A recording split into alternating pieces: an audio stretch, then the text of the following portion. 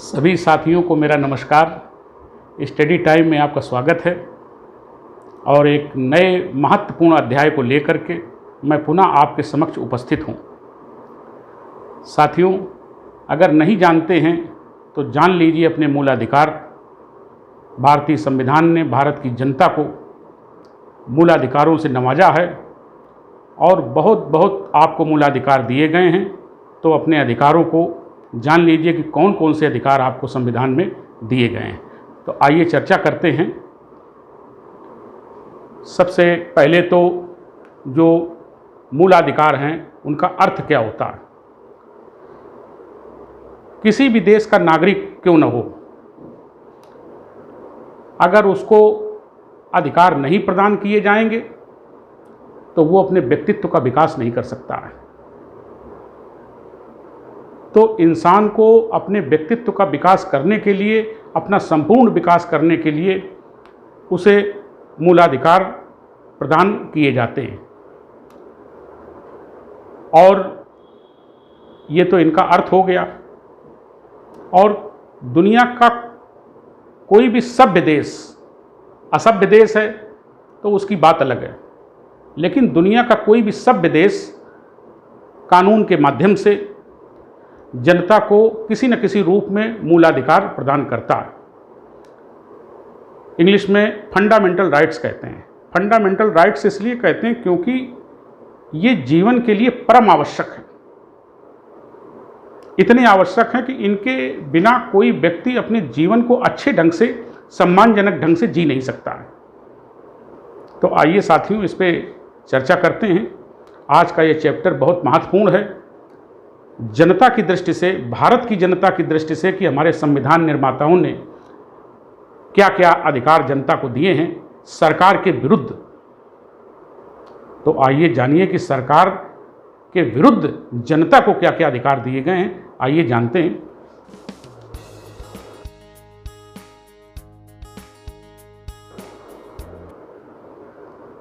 जैसा कि मैंने आपको बताया कि कोई भी सभ्य देश है तो वो अपने कानून में किसी न किसी रूप में मूलाधिकारों की व्यवस्था करता है। और एक चीज़ और है कि जब से हमारे संसार में लोकतंत्र का विकास हुआ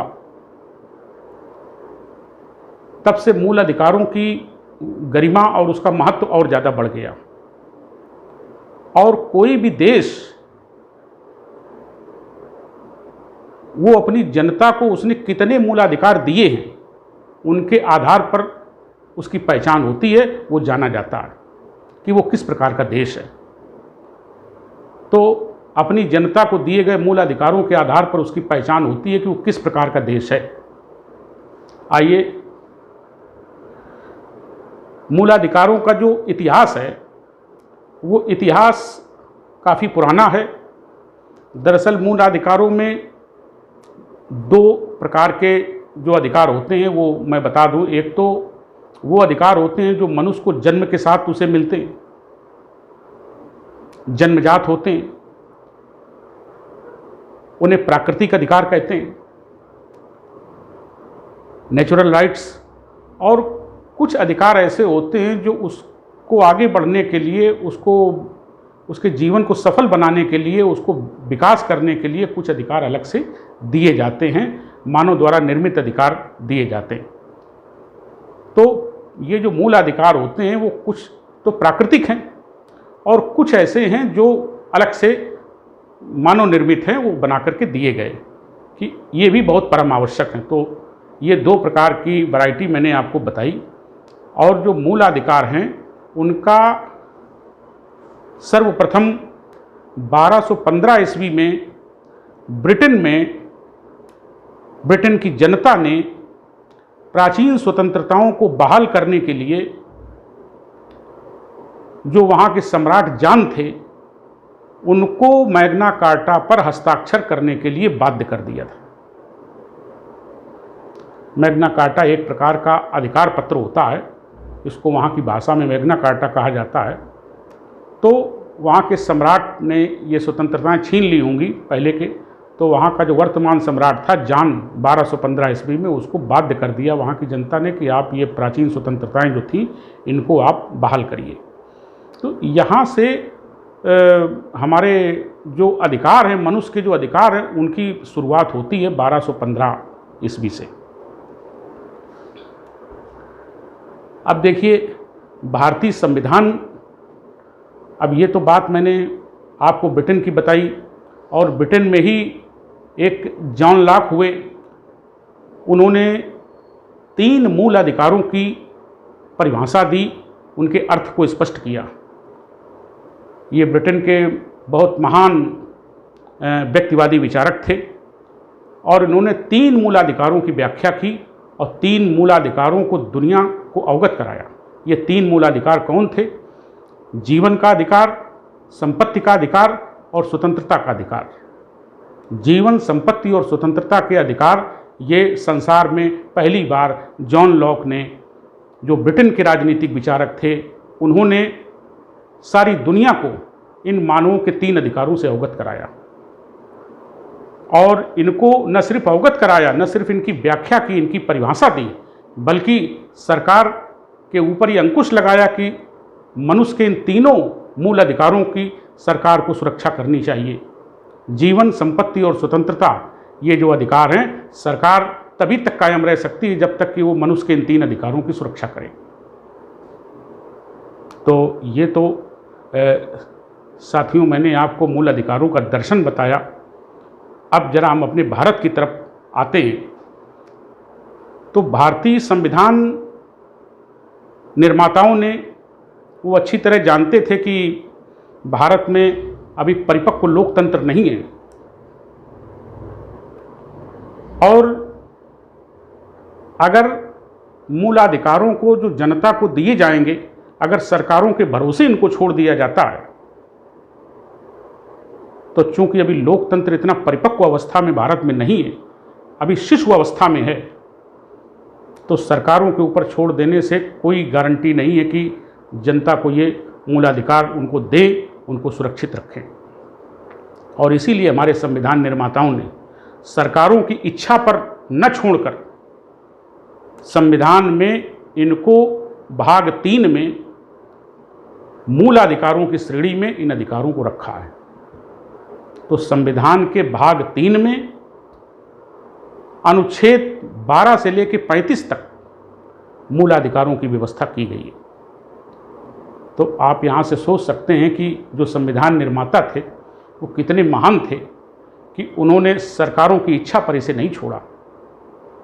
वो भारतीय जनता की और भारतीय शासकों की वो सब जानते थे, इसलिए उन्होंने इसकी संविधान में व्यवस्था की और इनको, इन अधिकारों को मूल अधिकारों की श्रेणी में रखा।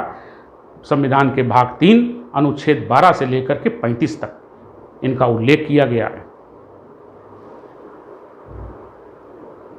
अब देखिए, हम मूल अधिकारों पर चर्चा करने से पहले अनुच्छेद 12 ही उठाते हैं।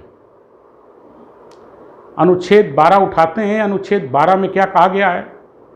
अनुच्छेद 12 में राज्य की परिभाषा दी गई है।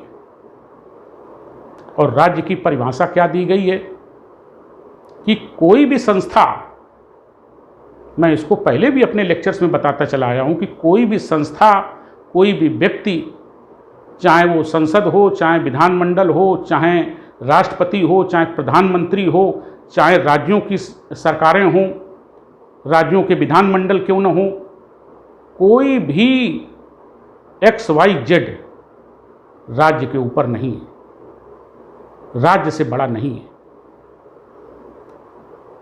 राज्य के सब कुछ भीतर है, राज्य के बाहर कुछ नहीं और राज्य के विरुद्ध कुछ नहीं।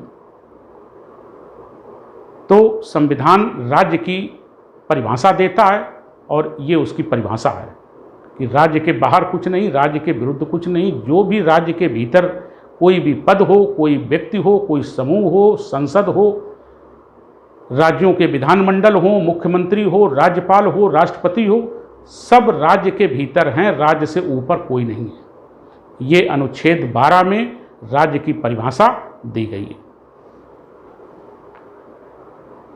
अब आप जानते हैं कि जो मूल अधिकार हैं वो मूल अधिकार अमेरिका के संविधान से लिए गए हैं। और ये जो कथन मैंने अभी आपको बताया, ये डॉक्टर अंबेडकर का कथन था कि ये जो अधिकार जनता को दिए जा रहे हैं, मूल अधिकार, इनको सरकारों के भरोसे नहीं छोड़ा जा सकता। डॉक्टर अंबेडकर ने ये बात संविधान सभा में कही थी कि इनको सरकारों के भरोसे नहीं छोड़ा जा सकता है, क्योंकि अभी हमारे भारत का लोकतंत्र इतना परिपक्व नहीं है, इतना मजबूत नहीं है, इतना विकसित नहीं है, और इनको सरकारों की इच्छा पर न छोड़ करके इनकी व्यवस्था संविधान में की गई है और मूल अधिकारों के रूप में की गई है, ताकि इनको कोई छीन न सके, और इनकी सुरक्षा का दायित्व न्यायालय को सौंपा गया है।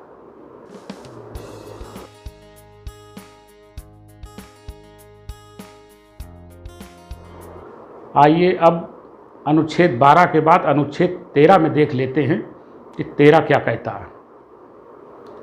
अनुच्छेद 13 यानी आर्टिकल 13 में ये बताया गया है कि जो मूल अधिकार आप सभी जनता को दिए जा रहे हैं, इन मूल अधिकारों की सुरक्षा की गारंटी ये आर्टिकल हमको देता है। अब सुरक्षा की गारंटी देता है तो ये सुरक्षा की गारंटी लेगा कौन? ये सुरक्षा की गारंटी जो है न्यायपालिका को सौंपी गई है कि अगर किसी व्यक्ति के मूल अधिकारों का अतिक्रमण सरकार ने कानून बना करके किया है और वो व्यक्ति न्यायपालिका में जा कर के अपील करता है, तो न्यायपालिका संसद के बनाए हुए उस कानून की समीक्षा करेगी, और अगर ये पाती है कि वाकई उस कानून से एक व्यक्ति के या व्यक्तियों के मूल अधिकारों का अतिक्रमण किया गया है, उल्लंघन किया गया, उन्हें कम किया गया है, तो ऐसे कानून को न्यायपालिका शून्य घोषित कर देगी। तो ये आर्टिकल 13 में ये व्यवस्था की गई है साथियों। तो एक तो आर्टिकल 13 हो गया, दूसरा आर्टिकल 32 और तीसरा आर्टिकल 226। तो अनुच्छेद 13, अनुच्छेद 32 और अनुच्छेद 226, ये 3 अनुच्छेद ऐसे हैं जो न्यायपालिका को संसद और सरकार के विरुद्ध न्यायिक पुनरावलोकन का अधिकार देते हैं। इसी को इंग्लिश में कहते हैं जुडिशियल रिव्यू। इसका मतलब फिर से आप लोग समझ लीजिए कि यदि कोई संसद या सरकार कोई कानून ऐसा बनाती है जो मूल अधिकारों का अतिक्रमण उससे होता है, और यदि व्यक्तियों के द्वारा, एक व्यक्ति के द्वारा या व्यक्तियों के समूह के द्वारा यदि अपील की जाती है न्यायपालिका में, उच्च न्यायालय में या उच्चतम न्यायालय में, तो उसके बनाए हुए कानून की समीक्षा करेगी कोर्ट, और समीक्षा में अगर पाती है कि नहीं ये वाकई मूल अधिकारों का उल्लंघन करता है, तो उस अधिकार को उसी मात्रा तक, जिस मात्रा तक वो अतिक्रमण करता है, उसको शून्य कर देगी, या फिर पूरे कानून को ही शून्य घोषित करने का उसको राइट है।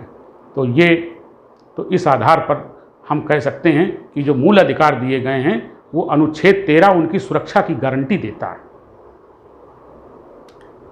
अब जब संविधान बना था तो उस समय 7 मूलाधिकार थे, लेकिन 44वें संविधान संशोधन के द्वारा संपत्ति के अधिकार को मूलाधिकारों की श्रेणी से हटा दिया गया। अब केवल 6 मूलाधिकार हैं, और इन 6 मूलाधिकारों में मूलाधिकार है इसके भीतर, तो काफ़ी लंबी फहरिस्त है। तो आइए साथियों, इन मूलाधिकारों के विषय में हम इनकी चर्चा विस्तार से करते हैं। जो खास पॉइंट हैं वो आपको बताने की कोशिश करते हैं। तो सबसे पहला अधिकार है समता का अधिकार। समता का मतलब समानता का अधिकार। सबसे पहला अधिकार समानता का अधिकार। जैसा कि आप जानते हैं कि हमारे देश में और दुनिया के और भी बहुत से देशों में, कोई हमारा ही देश नहीं है, और भी बहुत से देशों में भारी असमानता रही है। विभिन्न क्षेत्रों में असमानता ही असमानता। अमीरी और गरीबी की असमानता, शिक्षा और अशिक्षा की असमानता, संपन्नता की असमानता, ज्ञान विज्ञान की असमानता, लगभग हर क्षेत्र में, टेक्नोलॉजी के मामले में असमानता।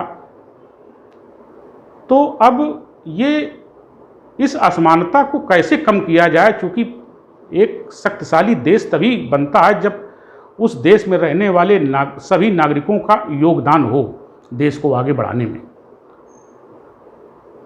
कुछ का योगदान है और शेष का कोई योगदान नहीं है, कोई मतलब नहीं है देश के प्रति, तो हमारा देश आगे नहीं बढ़ सकता। तो ये असमानता जो है ये देश को पीछे ढकेलने वाली चीज़ है। तो इसलिए सबसे पहला अधिकार जो है समानता का दिया गया है, और समानता का अधिकार की व्यवस्था जो है वो अनुच्छेद 14 से लेकर के अनुच्छेद 18 तक की गई है। तो अब देखिए किन किन क्षेत्रों में समानता लाने की बात मूल अधिकारों में कही गई है, कौन कौन सी असमानताएं थीं, तो समानता उनमें लाई जाएगी। आइए देखते हैं। समानता का अधिकार पहला जो है ये अनुच्छेद 14 से लेकर 18 तक मैंने बताया है आपको। और अब देखिए अनुच्छेद 14 में क्या है। मैंने आपको अनुच्छेद 12 बताया कि 12 में क्या है, राज्य की परिभाषा दी गई। 13 में क्या है, इनकी सुरक्षा की गारंटी न्यायपालिका को दी गई। अब आता है 14। अनुच्छेद 14 में कानून के समक्ष समानता। कानून के समक्ष समानता का मतलब ये है कि जो कानून बनेगा वो कानून अमीर के लिए और गरीब के लिए, शक्तिशाली हो या वो बलहीन हो, पैसे वाला हो या गरीब हो, वो सब के लिए एक समान कानून माना जाएगा। और उसमें जो दंड निर्धारित होगा वो समान रूप से दंड का पात्र होगा, भले ही कोई व्यक्ति कितना ही शक्तिशाली क्यों न हो। तो कानून के समक्ष समानता का मतलब है कि कानून सबके लिए समान है और सबके लिए बराबर है। जिस स्तर का जिसने अपराध किया है उस स्तर का उसको दंड दिया जाएगा। अमीरी और गरीबी के आधार पे नहीं, बलवान और बलहीन के आधार पे नहीं, भले ही वो सत्ताधारी क्यों न हो। तो अनुच्छेद 14 हमारा कानून के समक्ष समानता की बात करता है कि कानून के सामने सभी समान हैं। अब देखिए जो ये अनुच्छेद 15 है, अनुच्छेद 15 साथियों इसलिए लाया गया क्योंकि हमारे देश में तरह तरह की असमानताएं थीं। तो जाति के आधार पर, धर्म के आधार पर, लिंग के आधार पर, नस्ल के आधार पर और जन्म स्थान के आधार पर, वंश के आधार पर किसी प्रकार का कोई भेदभाव सरकारी स्तर से नहीं किया जाएगा किसी व्यक्ति के साथ में। सरकार का कोई अभिकरण, सरकार का कोई विभाग या कोई सार्वजनिक स्थल हो या प्राइवेट स्थल हो, पूरे भारत क्षेत्र में धर्म के आधार पर, जाति के आधार पर, लिंग के आधार पर, नस्ल के आधार पर, वंश के आधार पर, जन्म स्थान के आधार पर किसी प्रकार का कोई भेदभाव नहीं किया जाएगा। ये हमारा अनुच्छेद 15 ये बताता है। और यदि आपके जीवन में कहीं आपको ऐसा घटित हो कि नहीं, आपका कोई अपमान कर रहा है, जाति के आधार पर अपमान कर रहा है या धर्म के आधार पर कर रहा है या और किसी आधार पर कर रहा है जो मैंने अभी बताए, तो आप समझ लीजिए कि आपके मूलाधिकारों का कोई उल्लंघन कर रहा है और वो एक अपराध कर रहा है। तो इसीलिए जनता को जागरूक करने के लिए ये मैंने वीडियो बनाया कि इसमें सभी लोग अपने अधिकार समझें, जानें। आइए साथियों चलते हैं अनुच्छेद 16। अनुच्छेद 16 जो है वो सरकार कोई भी नौकरी निकालेगी, सरकारी नौकरी, उन सरकारी नौकरियों में ये जो मैंने अभी बताए कि धर्म के आधार पर, जाति के आधार पर, लिंग के आधार पर, वंश के आधार पर, जन्म स्थान के आधार पर कोई भेदभाव सरकार नहीं करेगी, एक समान सबको अवसर देगी। अब यहाँ आप कुछ साथी हमारे हो सकता है कटाक्ष करें कि रिजर्वेशन क्यों दिया गया है। देखिए, रिजर्वेशन उनको दिया गया है जो राष्ट्र की मुख्य धारा से जुड़े नहीं, सदियों से शोषित दलित समाज के रहे, अधिकार विहीन रहे, जिनके पास खोने के लिए कुछ नहीं था। और ये एक देश का बहुत बड़ा तबका था। अब देश तभी आगे बढ़ता है कि देश का कोई बड़ा हिस्सा छूटने न पाए। तो उनको राष्ट्र की मुख्य धारा से जोड़ने के लिए, उनको प्रोत्साहित करने के लिए और सामाजिक न्याय की अवधारणा के तहत जो हमारा सोशल जस्टिस है, सोशल जस्टिस की जो कॉन्सेप्ट है, उसके आधार पर और राष्ट्र की मुख्य धारा से जोड़ने के लिए उनको उनकी संख्या के आधार पर उनको रिजर्वेशन दिया गया है। तो वो कोई असमानता नहीं है। राष्ट्र तभी तरक्की करता है जब सभी समाजों के लोग, सभी धर्मों के लोग, सभी जातियों के लोग एक साथ मिल के काम करें। तो इसलिए इसको असमानता की श्रेणी में नहीं रखा गया है। ये सोशल जस्टिस की जो कॉन्सेप्ट है उसके आधार पर, सामाजिक न्याय की जो अवधारणा है उसके आधार पर उनके स्थान उनकी संख्या के आधार पर रिजर्व किए गए। तो ये ऐसा नहीं कि इससे समानता का उल्लंघन होता है। इसके बाद अगला जो हमारा आर्टिकल 17 है, अनुच्छेद 17, वो 17 क्यों लाया गया? ये अस्पृश्यता का अंत करता है, यानी छुआछूत का अंत करता है। अब हमारे देश में छुआछूत होगी तभी तो इसका प्रावधान मूलाधिकारों में किया है संविधान निर्माताओं ने। तो अब इस प्रकार से गांधी जी ने भी इस पे छुआछूत को बहुत गलत चीज माना, ये बहुत गलत है। उन्होंने अपने भाषण में भी कहा। डॉक्टर अंबेडकर ने तो सारी जिंदगी लड़ाई लड़ी। तो 1/6 हिस्सा एक ऐसा तबका था जिसको छूना भी पाप समझा जाता था,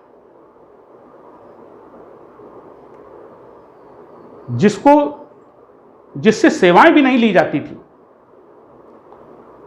गांव से दूर अलग उनके घर होते थे, उनकी बस्तियां होती थी। तालाब का पानी नहीं पीने देते थे, नल की टोंटी नहीं छूने देते थे। ये परंपराएं, कुप्रथाएं ये जो थी, ये हमारे देश में थी और ये आज़ादी के बाद भी रही हैं और कहीं कहीं गांवों में अभी भी हैं। तो इसलिए भारतीय संविधान निर्माताओं ने अनुच्छेद 17 में अस्पृश्यता का यानी छुआछूत का अंत कर दिया और इसे दंडनीय अपराध माना। अगर भविष्य में कोई ऐसी हिमाकत करता है आपके साथ, तो आप तत्काल उसको पुलिस को फ़ोन कर सकते हैं और इसकी सूचना दे सकते हैं। अगर किसी सरकारी विभाग में, स्कूल कॉलेज में, किसी दफ्तर में कोई किसी दलित व्यक्ति के साथ में कोई ऐसा करता है कि नहीं तुम इससे पानी मत पियो, तुम दूसरी चीज़ से पानी पियो जाके। अब तो वैसे खैर ऐसा नहीं है, लेकिन यदि ऐसा कहीं हो, देहात में हो, देहातों में ज़्यादा समस्या है, तो इसकी सूचना आप पुलिस को दे सकते हो और व्यक्ति अरेस्ट कर लिया जाएगा। इसके बाद अगला है अनुच्छेद 18। अनुच्छेद 18 में उपाधियों का अंत कर दिया गया। दरअसल जब हमारे अंग्रेज़ों का जो शासन था, अंग्रेज़ों के शासन में कुछ उपाधियां दी जाती थी, जैसे राय बहादुर की उपाधि, खान साहब की उपाधि और सर की उपाधि। राय बहादुर, खान साहब और सर की उपाधि, ये उपाधियों का प्रचलन था ब्रिटिश काल में। लेकिन जब हमारा देश आज़ाद हुआ तो इन उपाधियों को समाप्त कर दिया गया और जो राजाओं के प्रिवी पर्स वगैरह थे उनको भी समाप्त कर दिया गया। कोई भी विशेषाधिकार नहीं होगा, कोई भी उपाधियां राजाओं की भी नहीं होंगी। तो राजे महाराजाओं की उपाधियां खत्म और ब्रिटिश काल की जो मैंने अभी बताई वो उपाधियां खत्म। लेकिन सरकार ने देश के उन बुद्धिजीवी लोगों को जो देश के लिए कुछ कर रहे हैं, तो चाहे लेखन के क्षेत्र में, चाहे कोई सामाजिक ऐसा कार्य जो असाधारण हो और जिससे देश को और जनमानस को लाभ पहुंचा हो, तो ऐसे लोगों को प्रोत्साहित करने के लिए सरकार ने कुछ उपाधियां जो पुरस्कार के रूप में डेवलप की हैं, और वो हैं जैसे भारत रत्न, सबसे बड़ा पुरस्कार है भारत रत्न। भारत रत्न से हमारे देश में कोई बड़ा पुरस्कार नहीं है, ये भारत सरकार देती है, भारत सरकार की सिफारिश से राष्ट्रपति महोदय देते हैं। भारत रत्न हो गया, पद्म विभूषण हो गया, पद्म भूषण हो गया और पद्मश्री, ये पुरस्कार जो है ये दिए गए हैं और इसमें कोई असमानता नहीं है। ये पुरस्कार लोगों को प्रोत्साहित करने के लिए कि वो देश के लिए और भविष्य में आगे अच्छा काम करें, उनको ये पुरस्कृत मतलब किया जाता है। तो ये कुछ उपाधियां सरकार के द्वारा अपने जब देश आज़ाद हो गया तब ये डेवलप की गई। 1954 से इनकी शुरुआत हुई। 1954 से शुरुआत हुई। 1977 में जनता पार्टी की सरकार आई और उसको ये गलतफहमी हो गई, उसको ये भ्रम हो गया कि ये जो उपाधियां दी गई हैं ये संविधान के विरुद्ध हैं। संविधान में तो उपाधियों का अंत कर दिया गया है और फिर ये उपाधियां क्यों बनाई गई, तो ये गलत हैं। तो उसने 1977 में इनका विलोपन कर दिया, इनको समाप्त कर दिया। लेकिन जब जनता पार्टी की सरकार चली गई, कांग्रेस की सरकार आई, तो 1980 में इसको पुनः फिर बहाल कर दिया गया। तो साथियों, ये कोई इससे कोई असमानता नहीं है, ये लोगों को प्रोत्साहित करने की ये व्यवस्था है जो सरकार ने की है और जो पुरानी उपाधियां थीं वो समाप्त कर दी गई। अब देखिए साथियों, अगला मूल अधिकार आता है स्वतंत्रता का अधिकार। अभी मैंने आपको बताया समानता का अधिकार जो अनुच्छेद 14 से लेकर 18 तक था। अब आता है स्वतंत्रता का अधिकार और ये अनुच्छेद 19 से लेकर 22 तक हमारी विभिन्न प्रकार की स्वतंत्रताओं का इसमें उल्लेख किया गया है। तो आइए कि कौन कौन सी स्वतंत्रताएं हैं, आइए जानते हैं। देखिए, जो हमारा अनुच्छेद 19 है, 19 में पहले 6 प्रकार की स्वतंत्रताएं थीं, लेकिन अब बढ़ा करके 7 प्रकार की स्वतंत्रताएं कर दी गई हैं। तो ये 7 प्रकार स्वतंत्रताओं के कौन कौन से हैं, आइए जानते हैं। कि पहला 19 का ए, 19 का 1, 19 के 1 में विचार और अभिव्यक्ति की स्वतंत्रता, और इसी में प्रेस की स्वतंत्रता भी शामिल है। और साथियों, एक बार और बता दें कि विचार और अभिव्यक्ति की जो स्वतंत्रता है, इसमें हम सरकार की आलोचना भी कर सकते हैं। ये हमें सरकार की आलोचना करने का एक रिस्पेक्टफुल ढंग से सरकार की आलोचना, संयम से हम सरकार की आलोचना कर सकते हैं। अगर कोई सरकार ऐसा काम करती है जो आम जनमानस के हित में नहीं है, तो ये संविधान हमको सरकार की आलोचना करने का अधिकार देता है। आइए 19 का 2, 19 का सेकंड पार्ट है कि बिना हिंसा के और बिना अस्त्र शस्त्र के हम शांतिपूर्ण ढंग से हम सम्मेलन कर सकते हैं। बड़े बड़े नेता होते हैं, विपक्ष भी है, हमारे संसदीय शासन प्रणाली है उसमें विपक्ष है, तो उसमें जनता को समझाने के लिए, राजनीतिक दल अपना प्रचार प्रसार करने के लिए और जनता से जन समर्थन हासिल करने के लिए, जनता को जागरूक करने के लिए सम्मेलन कर सकते हैं, रैली कर सकते हैं। लेकिन शर्त ये है, कंडीशन है कि आप अस्त्र शस्त्र लेके नहीं जाएंगे और वो हिंसा में तब्दील न होने पाए, हिंसा न हो। तो ये हमें 19 का सेकंड ये जो है बताता है कि सम्मेलन करने की स्वतंत्रता। और 19 का थर्ड पार्ट जो है, वो 19 का जो थर्ड पार्ट है वो हमें कोई भी हम संगठन बना सकते हैं या फिर राजनीतिक दल का निर्माण कर सकते हैं। तो साथियों, आप जानते हैं कि अभी आम आदमी पार्टी का गठन हुआ, बहुत सी हमारे देश में नई पार्टियां बनती रहती हैं। तो ये पार्टियां इसी आर्टिकल के तहत, इसी का सहारा लेकर के बनती हैं। ये हमारे संविधान में प्रावधान किया गया है कि कोई भी व्यक्ति जो है वो राजनीतिक दल बना सकता है, कोई संगठन बना सकता है, कोई संघ बना सकता है। अब ये जैसे तमाम आपने देखे होंगे, ये दलित महासभा, क्षत्रिय महासभा, ब्राह्मण महासभा और ये सरकारी जो एम्प्लॉई हैं उनके संगठन होते हैं और कुछ सामाजिक संगठन भी होते हैं। तो इस प्रकार से और कुछ जो बड़े बड़े अफसर होते हैं, जैसे आईएएस होते हैं, तो आईएएस एसोसिएशन बना हुआ है, पीसीएस एसोसिएशन बना हुआ है। तो इस प्रकार से मतलब हम संगठन या समूह बना सकते हैं और हम राजनीतिक दल का निर्माण भी जो व्यक्ति करना चाहे वो कर सकता है। तो बहुत सी पार्टियां जो आज भारत में पहले से बनी हैं और अभी हाल ही में बनी हैं, तो वो इसी आर्टिकल का सहारा लेकर के बनी। आइए देखते हैं 19 का चौथा पार्ट। 19 का चौथा पार्ट हमको भ्रमण करने की स्वतंत्रता देता है कि सरकार के जो भारत है हमारा, भारत के किसी भी हिस्से में जा करके, अब तो धारा 370 खत्म कर दी गई, पहले जम्मू कश्मीर को छोड़ करके भारत के किसी भी हिस्से में जाकर आप भ्रमण कर सकते थे, हैं, भ्रमण वहाँ भी कर सकते थे, लेकिन वहाँ रह नहीं सकते थे, बस नहीं सकते थे। तो ये हमें भ्रमण करने की स्वतंत्रता देता है कि भारत के किसी भी हिस्से में जाकर के आप पर्यटन कर सकते हैं, घूम फिर सकते हैं।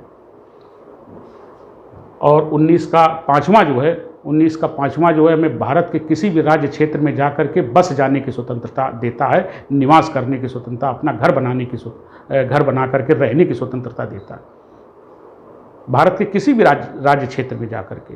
29 राज्य हैं।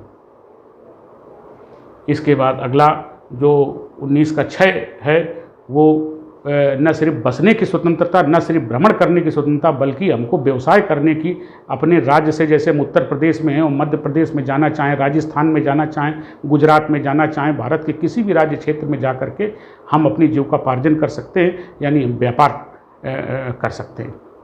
और यही कारण है साथियों कि जो बड़े बड़े जो व्यापार होते हैं, बड़े स्तर के जो बिजनेस होते हैं और उद्योगपति होते हैं, वो एक राज्य से दूसरे राज्य से तीसरे, पूरे देश में उनके प्रोडक्ट बिकते हैं, तो वो इसी का सहारा लिया जाता है। अब इसके बाद जो हमारा 7वां है वो गोपनीयता का अधिकार। ये नया हमारे सुप्रीम कोर्ट के एक फैसले के मुताबिक ये नया अधिकार जोड़ा गया है, गोपनीयता का अधिकार। तो गोपनीयता का अधिकार का मतलब ये हुआ कि किसी की फ़ोन टैपिंग नहीं की जा सकती, फ़ोन टैपिंग नहीं की जा सकती है। और अगर कोई किसी की दुकान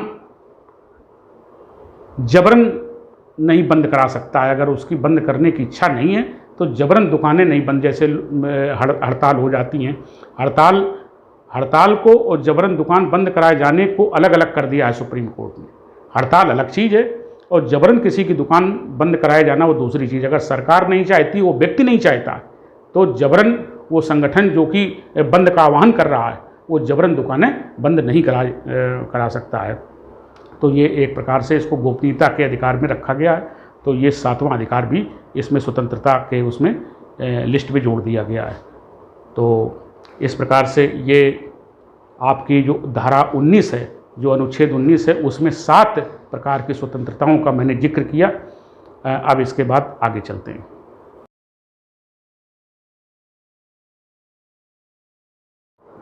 आइए अब आगे बढ़ते हैं, अनुच्छेद 20 पर आते हैं। अनुच्छेद 20 में किस प्रकार की स्वतंत्रता दी गई है, आइए देखते हैं। हमारा संविधान कहता है आर्टिकल 20 में कि किसी व्यक्ति को अपराधी तब तक ठहराया नहीं जा सकता है जब तक कि जो उसने अपराध किया है उस अपराध करने के समय में जो कानून लागू था उस कानून का उल्लंघन न किया हो, तब तक वो अपराधी नहीं है। एक बार फिर से समझ लीजिए कि किसी व्यक्ति को तब तक अपराधी नहीं ठहराया जा सकता है जब तक कि उसने अपराध के समय में जो कानून लागू था उसका उल्लंघन न किया हो, तब तक वो अपराधी नहीं है। तो ये अनुच्छेद 20 में बताया गया है। और इसमें एक बात और बताई गई है कि अगर एक अपराध किया है तो एक अपराध के लिए केवल एक ही बार व्यक्ति को दंड दिया जाएगा, एक अपराध के लिए 2 बार दंड नहीं दिया जाएगा। आइए अनुच्छेद इसमें चलते हैं 21 में। 21 में जीवन का अधिकार दिया गया है। और जीवन का अधिकार ऐसा है कि किसी व्यक्ति को, जैसे फांसी की बात मैं कर रहा हूँ, इसको समझ लीजिए, ये कानून की भाषा थोड़ी कठिन होती है तो मैं सरल कर दूँ। ये फांसी की बात हो रही है कि किसी व्यक्ति को उसके प्राण से और उसके शरीर से तब तक वंचित नहीं किया जा सकता है जब तक कि वो जो विधि, जो कानून के द्वारा जो स्थापित प्रक्रिया जो है, उसी विधि द्वारा स्थापित प्रक्रिया के अतिरिक्त किसी प्रकार से उसे उसके शरीर से उसे वंचित नहीं किया जा सकता है। तो जो विधि द्वारा स्थापित प्रक्रिया है उस प्रक्रिया के अतिरिक्त अन्य किसी भी तरीके से उसको प्राण और शरीर से उसको वंचित नहीं किया जा सकता, यानी उसको फांसी नहीं दी जा सकती। फांसी देने का जो प्रावधान है, जो विधि द्वारा स्थापित प्रक्रिया है, उस प्रक्रिया के अनुसार ही जब वो उसको उस सही तथ्य और सही जवाब नहीं प्रस्तुत कर पाएगा, और जब वो पूरी तरीके से मान लिया जाएगा कि दोषी है और उसे बचने का मौका भी दिया जाएगा, तो अगर सारे उसके रास्ते बंद हो जाते हैं और विधि द्वारा स्थापित प्रक्रिया के अनुसार, तभी उसको फांसी दी जाएगी, अन्यथा उसको उसके जीवन से वंचित नहीं किया जाएगा। तो अनुच्छेद, और इसमें जो हमारे जो सर्वोच्च न्यायालय है, इसमें जीवन के अधिकार को सर्वोच्च न्यायालय ने मतलब उसको सम्मानजनक जीवन का अधिकार, उसमें सम्मान लगा दिया अपने एक फैसले में। ये बाद के निर्णय हैं, जब संविधान बना था तब तो यही बात थी जो मैंने भी बताई, लेकिन सर्वोच्च न्यायालय ने अपने एक फैसले में ये बताया कि केवल जीवन का अधिकार नहीं है, ये सम्मान के साथ जीवन जीने का अधिकार, और सम्मान के साथ जीवन जीने के अधिकार में उन्होंने आवास और रोजगार को भी जोड़ा। जब तक व्यक्ति के पास आवास नहीं होगा और जब तक उसके पास रोजगार नहीं होगा, तब तक व्यक्ति सम्मान का जीवन नहीं जी सकता है। ये सर्वोच्च न्यायालय ने अपने निर्णय में जोड़ा। अब सरकारें इसका कितना फॉलो कर पाती हैं, कितना नहीं कर पाती हैं, वो तो आप इसका आकलन करिए, और आप देख ही रहे हैं। तो ये आपको आकलन करना। सुप्रीम कोर्ट ने तो अपना फैसला दे दिया था पहले ही। आइए आगे बढ़ते हैं, अनुच्छेद 22 में आते हैं। ये अनुच्छेद 22 जो है, ये निवारक निरोध का प्रावधान करती है, और ये हमारे भारत के संविधान की सबसे विवादास्पद धारा है, और ये सबसे विवादास्पद धारा है साथियों। और इसीलिए इस धारा का सरकारें इस्तेमाल करके, और उन्होंने बड़े कठिन कानून बनाए, और इस धारा को ढाल बना करके कहीं राष्ट्रीय सुरक्षा कानून, जिसको रासुका कहते हैं, मीसा, टांडा, पोटा, ये इस तरीके के कानून बने, और सरकारों ने अपने राजनीतिक विरोधियों को इसमें मतलब पकड़ा, उनकी धरपकड़ की। और तो ये सरकारें इसको अपने विरोधियों के लिए इस्तेमाल करती हैं, इस धारा का उपयोग करके, और ऐसी कई उदाहरण हम देख सकते हैं। तो ये बड़ी विवादास्पद धारा है, और भारतीय संविधान में इसका अर्थ कि निवारक निरोध का वास्तव में अर्थ क्या है, इसका अर्थ नहीं स्पष्ट किया गया है। तो आइए देखते हैं कि इसमें क्या चीज़ है ऐसी, क्यों विवादास्पद है। इसमें बताया गया है कि इस पर न कोई दलील, न कोई अपील, न कोई वारंट हो, व्यक्ति को जब चाहे तो सरकार गिरफ्तार, जिसके ऊपर शक हो, गिरफ्तार कर सकती है। अपराध करने से पहले ही गिरफ्तार कर सकती है, अपराध करने से पहले ही गिरफ्तार कर सकती है, उसे नज़रबंद कर सकती है। तो ये इसमें समस्या है। और दूसरे देशों में जो इस प्रकार का कानून है निवारक निरोध, वो जब युद्ध हो रहा हो और दूसरे देश के लोगों के लिए, या अगर कोई ऐसा व्यक्ति खतरा बन गया हो अपने देश में, तो उसके लिए, लेकिन युद्ध के समय में, लेकिन हमारे देश में इसे युद्ध के समय में और सामान्य अवस्था में भी, शांति के समय में भी इसका इस्तेमाल किया जा सकता है। तो अब चूँकि संविधान निर्माताओं ने इसको परिभाषित नहीं किया है, लेकिन इसका अर्थ कुछ इस प्रकार से लगाया जाता है। आइए देखते हैं क्या अर्थ लगाया जाता है कि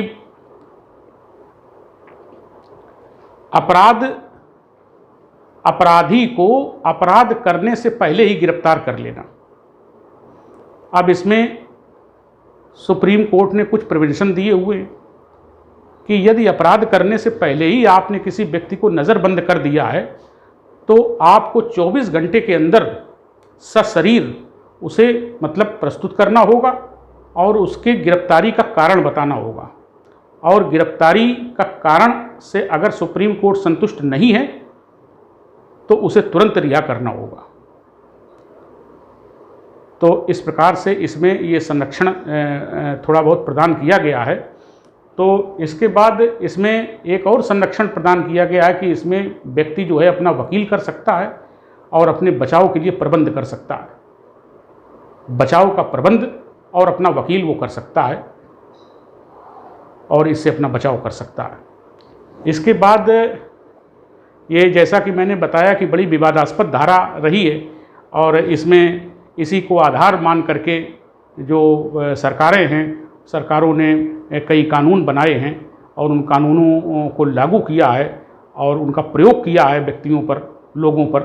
तो देखिए कौन कौन से कानून हैं। ये निवारक नज़रबंदी कानून 1950 से 1969 तक चला। निवारक नज़रबंदी कानून 1950 से 1969 तक चला। इसके बाद मीसा कानून लागू किया गया, ये 1971 से यानी 71 से 79 तक चला। और मीसा के बाद आता है राष्ट्रीय सुरक्षा कानून, जिसको हम रासुका कहते हैं। ये रासुका 1981 से 81 में बना था ये कानून और तब से लेके अब तक ये चल रहा है, लागू है, बंद नहीं किया गया।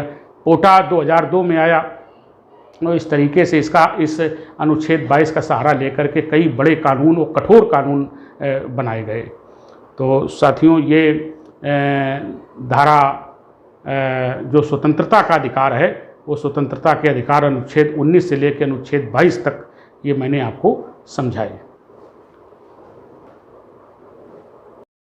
हाँ साथियों, जैसा कि आप समझ रहे होंगे कि वीडियो काफ़ी लंबा हो चुका है, तो पूरे मूलाधिकार इसमें समाहित नहीं हो रहे हैं। तो मैंने अनुच्छेद 12 से लेकर के अनुच्छेद 22 तक के मूल अधिकारों का डिस्क्रिप्शन मैंने आपको इसके प्रथम भाग में, ये जो आप देख रहे हैं, इसमें किया है। अब इसके पार्ट 2 में हम जो शेष बचे मूलाधिकार हैं उनकी व्याख्या कल करेंगे। नमस्कार।